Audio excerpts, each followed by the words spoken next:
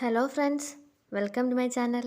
ഇന്നത്തെ വീഡിയോ എന്ന് പറഞ്ഞാൽ ഒട്ടുമിക്ക എല്ലാ ഇൻസ്റ്റിറ്റ്യൂഷനിലും റിപ്പീറ്റർ ബാച്ച് തുടങ്ങുന്നത് റിസൾട്ട് വന്നതിന് ശേഷമായിരിക്കും. നീറ്റിൻ്റെ റിസൾട്ട് വന്നതിന് ശേഷം, അതായത് ഒരു ജൂൺ 15 കഴിഞ്ഞിട്ടായിരിക്കും ക്ലാസ്സുകളൊക്കെ സ്റ്റാർട്ട് ചെയ്യുന്നത്. അതുവരെ ഓൺലൈനിൽ റിപ്പീറ്റ് ചെയ്യുന്നവർക്ക് വേണ്ടിയിട്ട് ചെറിയൊരു പ്ലാനാണ് ഈ വീഡിയോയിൽ ഞാൻ പറയാൻ ആഗ്രഹിക്കുന്നത്. ക്ലാസ്സുകൾ ഒരു ജൂൺ 15 ശേഷമായിരിക്കും തുടങ്ങുന്നത്. അതായത് നമ്മുടെ കയ്യിൽ ഇപ്പോൾ ഒരു 30 ദിവസമുണ്ട്. ഈ സമയത്ത് നമ്മൾ ചെയ്തു തീർക്കേണ്ട കുറേ കാര്യങ്ങളുണ്ട്. ബേസ് ഇല്ലാത്തവരാണെങ്കിൽ ബേസ് നന്നായിട്ട് സ്ട്രോങ് ആക്കാനുള്ള ഒരു അത്യാവശ്യം സമയം നമ്മുടെ കയ്യിലുണ്ട്. അത്യാവശ്യത്തിൽ കൂടുതൽ സമയം നമ്മുടെ കയ്യിലുണ്ട്.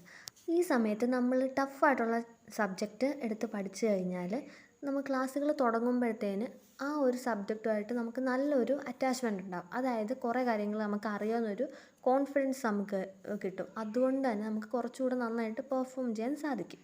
എൻ്റെ കാര്യം പറയുവാണെങ്കിൽ എനിക്ക് ഫിസിക്സാണ് നല്ല ടഫായിട്ടുള്ള സബ്ജക്റ്റ്. അതിൽ തന്നെ ഇലക്ട്രോസ്റ്റാറ്റിക്സ് എനിക്ക് ഭയങ്കര പാടാണ്.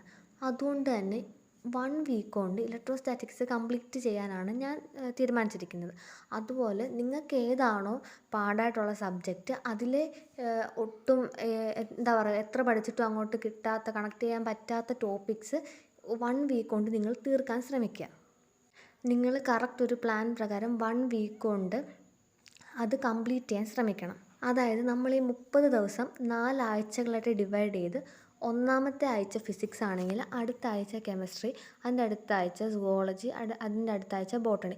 ഇങ്ങനെ തന്നെ വേണമെന്നില്ല. ചിലപ്പോൾ നിങ്ങൾക്ക് ബയോളജി അത്യാവശ്യം കുഴപ്പമില്ലാതെ അറിയുന്നവരാണെങ്കിൽ കെമിസ്ട്രി തന്നെ നിങ്ങൾക്ക് ഡിവൈഡ് ചെയ്യാം. ഫിസിക്കൽ കെമിസ്ട്രി, ഓർഗാനിക് കെമിസ്ട്രി, അങ്ങനെ ഡിവൈഡ് ചെയ്ത് പഠിച്ചാലും മതി.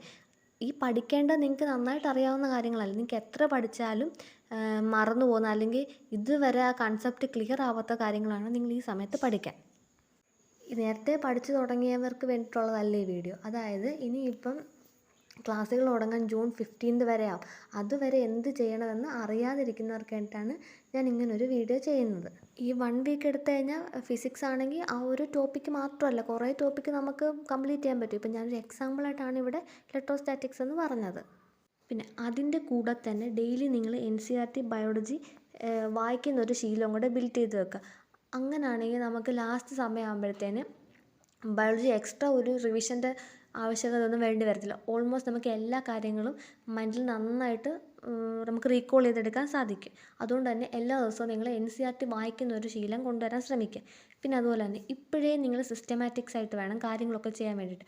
ഇങ്ങനെ തന്നെ ഈ ഒരു പ്ലാൻ ഫോളോ ചെയ്ത് പോകണമെന്നല്ല ഞാൻ പറയുന്നത്. ഇപ്പോൾ എൻ്റെ ഒരു പ്ലാൻ ഞാൻ നിങ്ങൾക്ക് ഷെയർ ചെയ്തതാണ്. നിങ്ങളുടെ കൺവീനിയൻസ് അനുസരിച്ച് ഈ ഒരു 30 ഡേയ്സ് നിങ്ങൾ കറക്റ്റായിട്ട് പ്ലാൻ ചെയ്ത് കഴിഞ്ഞാൽ അത്യാവശ്യം കുറേ കാര്യങ്ങൾക്ക് നിങ്ങൾക്ക് പഠിച്ചെടുത്ത് കുറേ കാര്യങ്ങൾ ബേസ് സ്ട്രോങ് ആക്കി പോകാൻ പറ്റും. ഇനിയിപ്പോൾ എൻ്റെ ഒരു പ്ലാൻ നിങ്ങൾക്ക് അറിയണമെന്നുണ്ടെങ്കിൽ നിങ്ങൾ കമൻറ്റ് ചെയ്താൽ മതി, വീഡിയോ കാണുന്നവർ. അങ്ങനെയാണെങ്കിൽ ഞാൻ നെക്സ്റ്റ് വീഡിയോയിൽ എൻ്റെ ആ പ്ലാൻ മാത്രം പറഞ്ഞിട്ടൊരു വീഡിയോ ചെയ്യാം. അപ്പോൾ ഇത്രേ ഉള്ളൂ.